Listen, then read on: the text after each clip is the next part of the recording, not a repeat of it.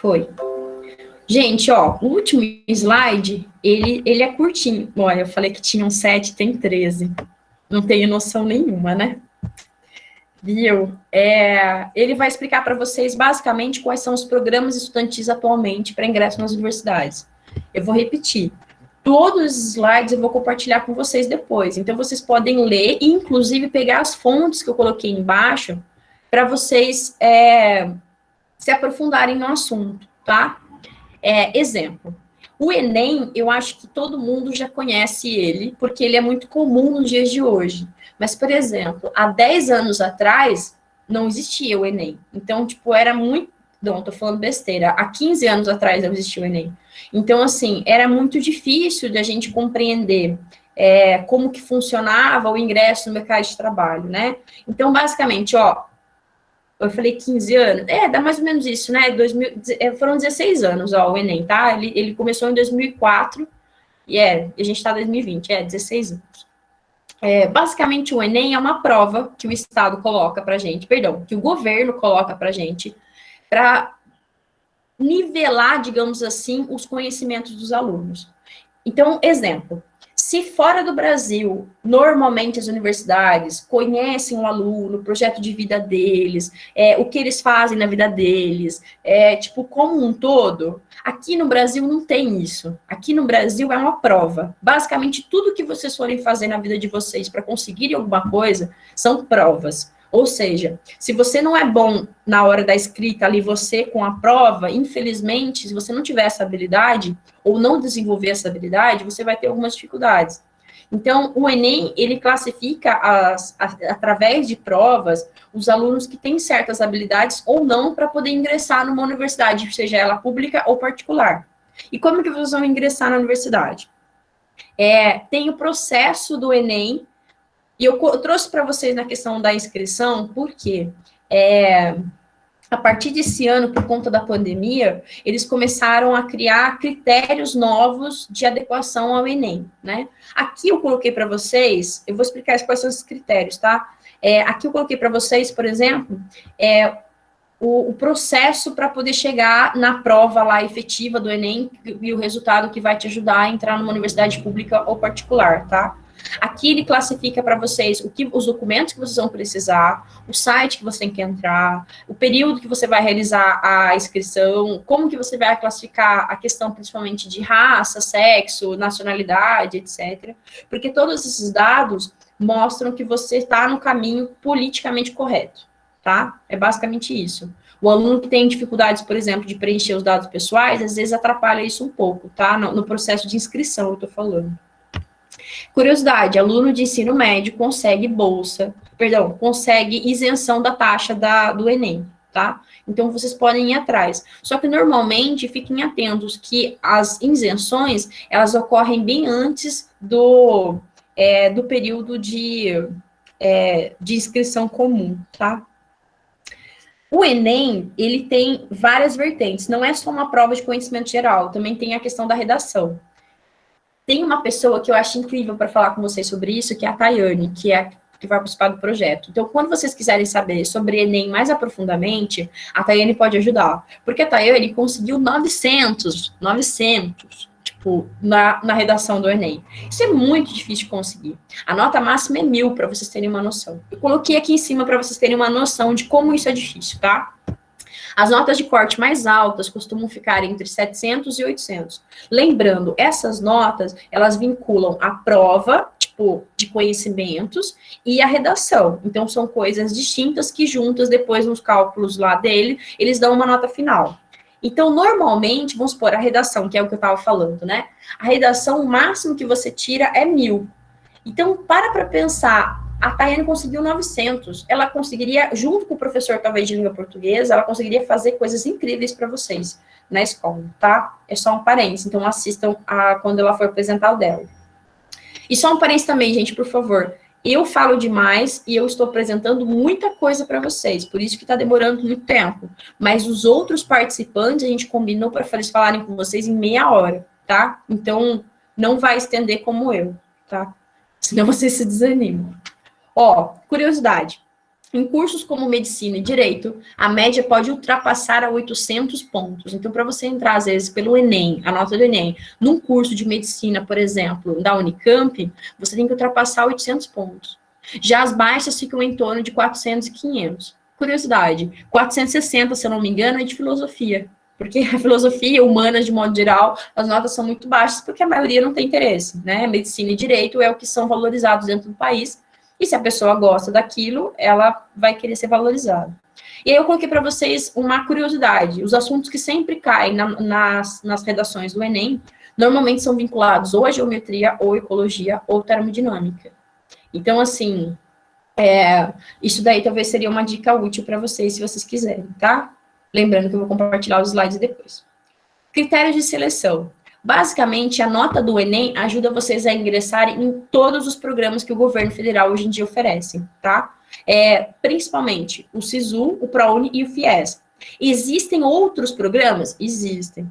Dentro das universidades. Não são programas vinculados necessariamente ao governo, mas são programas internos das universidades. Então, por exemplo, você pode encontrar uma universidade particular, uma faculdade particular, uma Mackenzie da vida, que ela usa a nota do Enem como critério de seleção para ingresso num determinado curso. Pode acontecer? Pode, tá? Mas isso é uma coisa interna. E eu, infelizmente, eu não conseguiria abranger todas as faculdades com vocês, por isso que eu trouxe os principais. Então, eu vou explicar para vocês o SISU, o ProUni e o FIES, beleza? Basicamente isso. Uma curiosidade também, em cada um desses processos seletivos, existem duas notas a serem consideradas. A primeira é a nota exigida para se inscrever no programa e ter direito de concorrer a uma vaga, e a outra é a pontuação necessária para ser aprovado. Ou seja, essas duas notas em todos os programas ajudam vocês a ingressarem não só numa universidade pública, como numa universidade particular, e tem certos critérios, entendeu? O exemplo que eu coloquei anteriormente, por exemplo. Nossa, eu falei muito exemplo, né? Uma nota mínima, por exemplo, de medicina, um exemplo de novo, é 800 pontos. Então, ele já considera isso, a primeira é uma nota mínima para se inscrever no programa. Para você conseguir, através do SISU, se inscrever, por exemplo, nossa, como eu estou falando exemplo? Para você se inscrever em medicina, já tem que ser, no mínimo, 800. Já é para você se inscrever, tipo, é um critério exato. Depois disso, você ainda tem que se classificar para ser aprovado. Exemplo. Nossa, desculpa, eu tô com um tique de exemplo agora. Vamos supor que eu tenha uma turma de medicina, eu sou dona de uma faculdade, e eu tenho uma turma de medicina que vai entrar pela nota do Enem através do SISU. Não, eu não sou dona de faculdade, que o SISU é universidade pública. Eu sou reitora da Unicamp. E aí eu tenho a faculdade de medicina que vai ter lá as vagas para quem entra com a nota do Enem. Se eu tiver 80 alunos que têm mais de 800 pontos e eles têm acesso a esse curso de medicina, esse é o primeiro critério. O segundo critério eu tenho 80 alunos que têm mais de 800 pontos, mas eu só tenho 30 vagas para medicina. Então, significa que esses 80 alunos vão concorrer entre eles para essas 30 vagas, entendeu? É basicamente isso, as pontuações. Então, isso interfere muito. Alcançar uma boa nota não significa que você vai, com certeza, entrar numa boa universidade. Isso é muito relativo. Eu acho que a palavra que vocês têm que entender nos programas é essa questão. É tudo muito relativo, tá? Vamos explicar os programas. Primeiro programa, ProUni. O ProUni, o João pode falar do ProUni, e a Tayane, do grupo que a gente tem aí, e eu, né, que são pessoas que ingressaram pelo ProUni. O ProUni, ele foi criado, basicamente, para fazer com que todos os alunos tivessem oportunidades iguais. Por isso que ele classifica isso, né, Programa Universidade para todos, perdão. Essa a definição do ProUni. Como que funciona? Ele pega a nota do Enem, classifica e permite que você consiga bolsas em universidades públicas, universidades particulares, faculdades ou universidades particulares, né? Então, e aí tem os critérios de aprovação. Então, por exemplo, você pode conseguir pela sua nota bolsa de 25%, bolsa de 50%, bolsa de 100%. O ProUni é muito parecido com as bolsas que as próprias faculdades particulares oferecem para os alunos. Vocês sabem que vocês podem fazer, sei lá, vou querer entrar na Unasp Engenheiro Coelho. A Unasp tem várias bolsas particulares da Unasp, que ela oferece também 25, 50 ou 100% de bolsa. 75 ou 100, perdão, é sempre de 25, né? O ProUni é a mesma coisa. Então, ele também tem os níveis dele, né, para você conseguir o seu diploma. Lembrando, o ProUni, ele é ingresso na graduação, tá? Não, você não consegue ProUni com técnico, tecnólogo.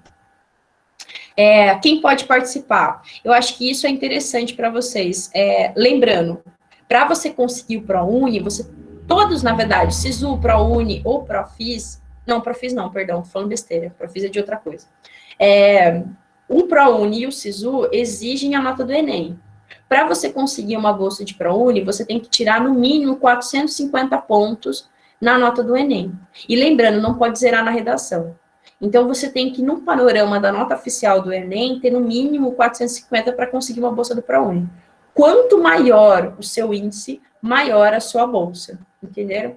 Eu lembro que quando eu fiz o ProUni, eu vou repetir de novo, eu fiz ele no primeiro ano do ProUni, né, em 2004, 2005, uma coisa assim. E eu tirei, acho que foi 680, uma coisa assim, da nota, sabe? Não chegou a ser 700, ficou desse jeito. E eu consegui bolsa de 100% em 5 universidades.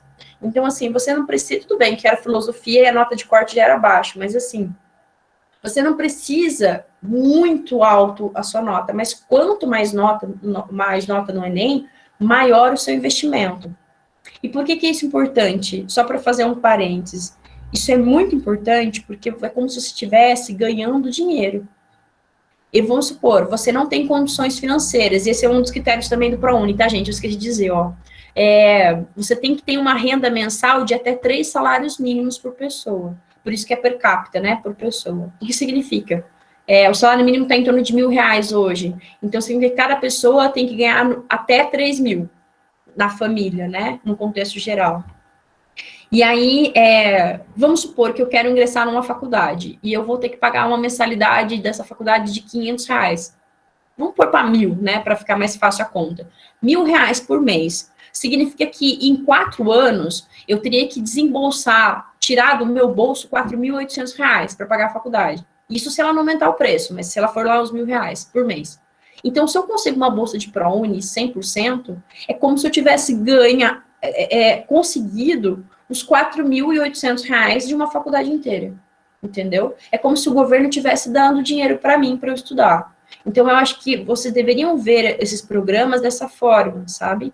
Como se vocês estivessem encontrando oportunidades de, através do conhecimento de vocês, do Enem, vocês consigam bolsas.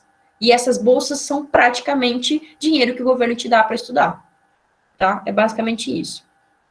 Aí tem as bolsas integrais e as bolsas parciais. Antigamente, o ProUni oferecia também bolsas de 25% e de 75%. Isso ocorre principalmente nas universidades particulares, com bolsas particulares das universidades, né? Bolsas internas, que a gente chama. Mas, basicamente, quando você tem a bolsa de 100%, você não precisa pagar nada, que é o que eu falei para vocês da questão do dinheiro. Quando você tem as bolsas parciais de 50%, você pode vincular a outra metade, eu achei isso genial, ao FIES. Então, você ganha 50%, sei lá, se a tua faculdade é R$ 800, você paga 400, e os outros 400 você pode parcelar para depois que você terminar a sua faculdade através do FIES. Então, você terminou a graduação, você não paga nada, só a metade, terminou. Terminou a graduação, aí você vai começar a pagar parcelado todo o dinheiro da outra metade da sua faculdade. Isso é a classificação das bolsas parciais, tá? Hoje em dia, vincula através disso. E vou repetir de novo. As bolsas têm relação principalmente com a renda mensal da família, tá? E vai girar em torno a uma bolsa de 100%, ó, a renda mensal da família é até um salário mínimo e meio por pessoa, ou seja, até 1.500 por pessoa. Aí entra os perfis, tá? Esses perfis eu vou falar de modo panorâmico, assim, um panorâmico, né? Tipo, mas de um modo geral, os perfis do ProUni, eles envolvem você ter uma condição baixa, uma condição financeira baixa, que eu já falei isso para vocês, né? Estudar em escola pública, isso ajuda para vocês ingressarem no ProUni, então aproveitem isso. Ou então aluno que estuda em escola particular, mas tem bolsa integral, que entra aí no caso do perfil 3, tá vendo? Ou então, por exemplo, professor contratado de escola pública entra no perfil 5, isso eu vi porque eu fiquei interessado, tipo, mas assim, tem vários perfis. Para vocês, alunos de modo geral, vocês entrariam no perfil 1, ter cursado o ensino médio integralmente em escolas públicas, beleza? ProUni é basicamente isso. SISU. O SISU, ele usa a nota do Enem para conseguir classificar certos candidatos em escolas, tanto universidades estaduais quanto federais. Então, você consegue... Perdão, tô falando besteira. São só universidades federais. Não sei por que eu tô confundindo as coisas. Me desculpem, tá, gente? Ó. Então, basicamente assim, o SISU é um sistema de seleção unificado. Ele pega a nota do Enem e aí ele classifica em critérios de aprovação. E isso ajuda vocês a entrarem em como se fossem lacunas dentro das universidades federais. Exemplo, se você vai entrar na Universidade Federal de São Paulo, na Unifesp, você, com a nota do Enem, se inscrevendo no programa do SISU, você consegue entrar na universidade do Unifesp, por exemplo, sem passar em vestibular, só com a sua nota. Então, existe uma coisa que é o vestibular interno da universidade, que é muito difícil de passar, porque ele é amplamente concorrido, e outra coisa é você entrar por essas lacunas que são de ingresso, né, que o SISU seria uma espécie de lacuna, que são esses programas que eu estou trazendo para vocês. Então, vamos supor, quando você entra pelo SISU, é uma porcentagem que a universidade oferece para que alunos que fizeram o Enem, tiraram uma boa nota, consigam se inscrever nesse programa e entrar na Universidade Federal. Eu vou repetir, sem passar no vestibular. Então, tipo, no vestibular de ampla concorrência. Então, isso é muito, muito legal, tá? De todos os itens que eu coloquei para vocês, o principal é o segundo, tá? No meu ponto de vista, né? Qualquer pessoa que tenha feito o Enem no ano anterior e tenha obtido nota maior do que 0 na redação, pode participar do SISU. Não existe limite de renda ou idade para se inscrever e o processo é gratuito. Então, o SISU, por exemplo, o ProUni considera a pessoa de renda baixa. O SISU não tem isso. Se a pessoa não tem uma renda alta, ou se a vida inteira estudou escola particular e tem uma nota muito alta, ela consegue, com o SISU, entrar nas melhores universidades do país. Isso ajuda bastante, tá? Aí entra os critérios de como participar. Eu acho que o principal é isso que eu destaquei aqui em cima para vocês, tá? O SISU é um sistema totalmente informatizado, que recupera a nota do Enem e seleciona os melhores candidatos para uma mesma vaga, turno, curso, universidade e modalidade de concorrência.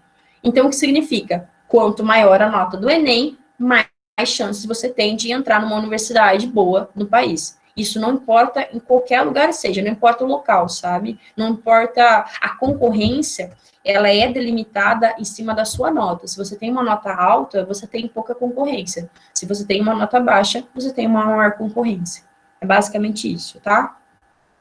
E por último, o FIES dos programas. O FIES eu já dei um panorama dele, mas eu vou explicar mais claramente. Exemplo, na minha época não tinha SISU e nem FIES, o ProUni tinha acabado de ser inserido. E eu nem sou tão velha, mas assim, eu imagino que pessoas mais velhas, de 40 anos, não tinham nenhuma dessas oportunidades. Então, aproveitem isso, tá? O FIES, na minha opinião, é o último do último. Por quê? Porque o FIES você também tem que pagar. Não é uma bolsa, que nem eu falei para vocês, que você ganha do governo, tipo, para estudar, sabe? Você ganha uma lacuna de espaço-tempo ali para você conseguir terminar a sua graduação, né? Como que funciona o FIES? Eu acho que o principal é o segundo item aqui, ó. Para se inscrever, é preciso ter participado de alguma edição do Enem a partir de 2010, por isso que eu falei que ele é recente, e atingido uma nota mínima de 450. Repara, é a mesma nota do ProUni, tá? A nota mínima, né? Para aquisição de bolsa de 100%, né? Na média geral das provas e nota superior a 0 na redação. Essa característica do FIES, ela envolve não só a nota, como também a questão financeira. Então, repara lá, ó, a renda familiar máxima de 3 salários mínimos por membro.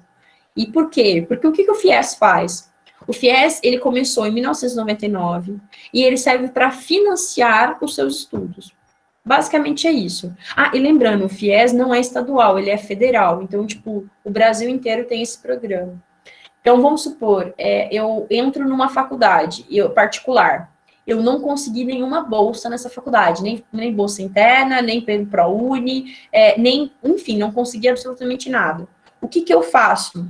Eu tento entrar pela minha renda e pela minha nota do Enem num programa de financiamento. O que é o financiamento? Você vai pagar depois da faculdade. Basicamente é isso.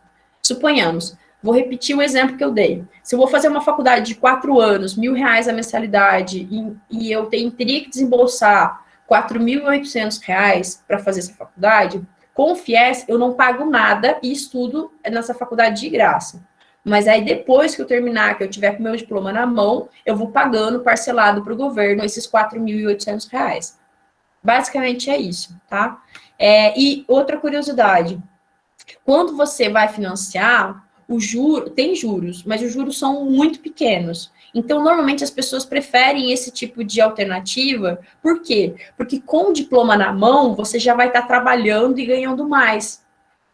Exemplo, se eu for fazer uma faculdade de psicologia, eu terminando psicologia, eu vou estar com o diploma na mão e com o meu CR, alguma coisa lá, que é o código de psicologia, eu não vou lembrar, você vai estar trabalhando na área.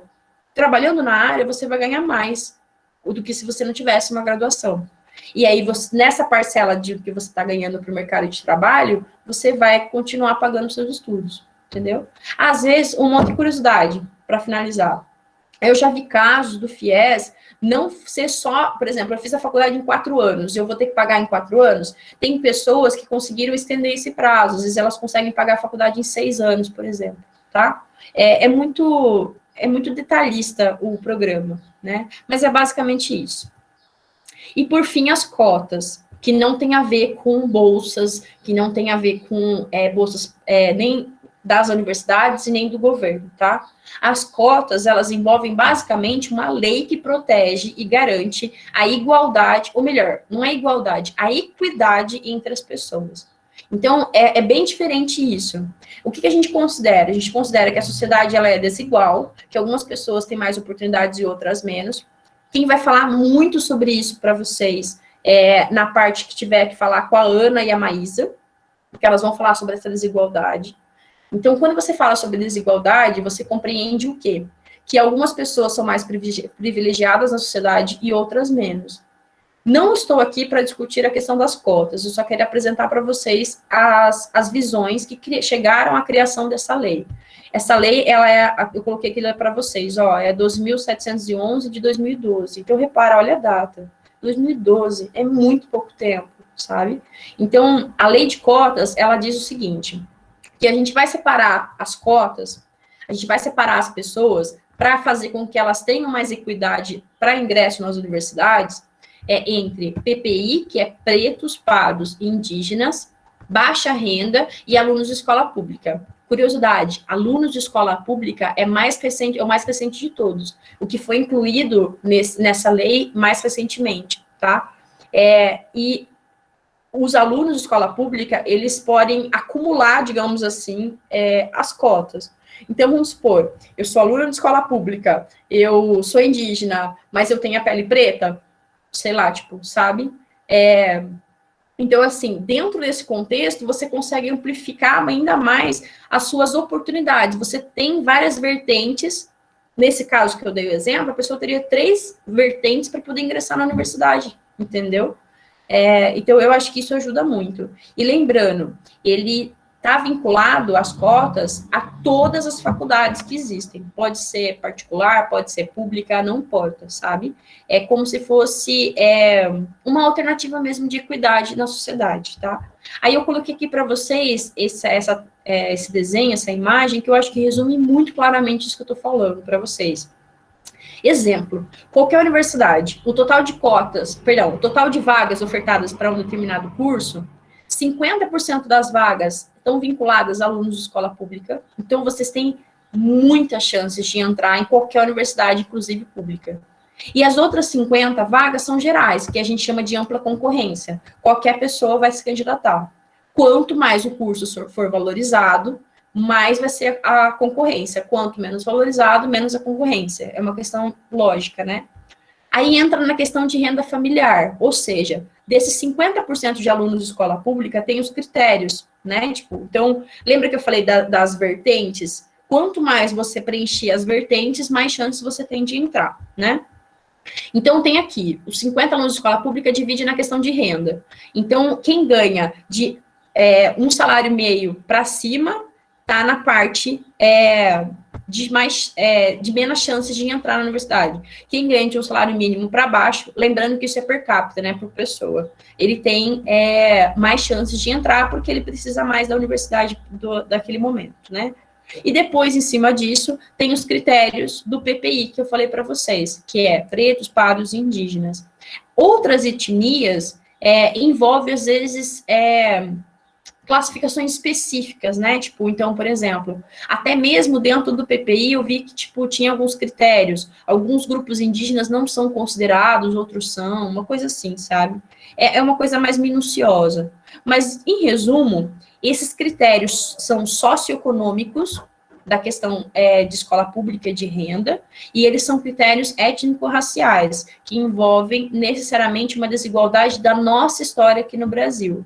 Eu não preciso dizer que essas cotas, elas envolvem necessariamente o Brasil, tá? Outros países também têm cotas, mas aí são específicas à cultura daquele país. E eu coloquei aqui para vocês um blog que, na minha opinião, foi o melhor de todos que eu encontrei esse assunto. Beleza? É isso. Nossa, como eu falo, desculpa, viu, gente? E eu finalizei.